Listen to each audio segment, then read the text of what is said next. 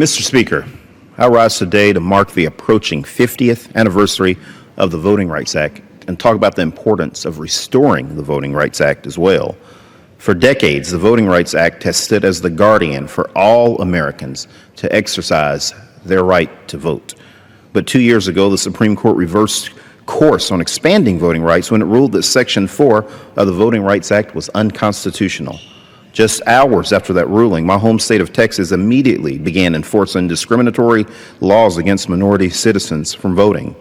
I sued the state to fight these unconstitutional efforts in Veasey versus Perry, which the United States District Court agreed that Rick Perry, then the governor of Texas, signed an intentionally discriminatory Texas voter photo ID law.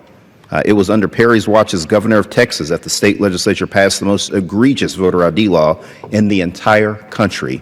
As we await the decision of the Fifth Circuit Court of Appeals on Veasey versus Perry, House Democrats will continue to fight against obstacles for voter participation and talk about the importance of restoring the Voting Rights Act. As you can tell by what's going on in Texas, it needs to be done now.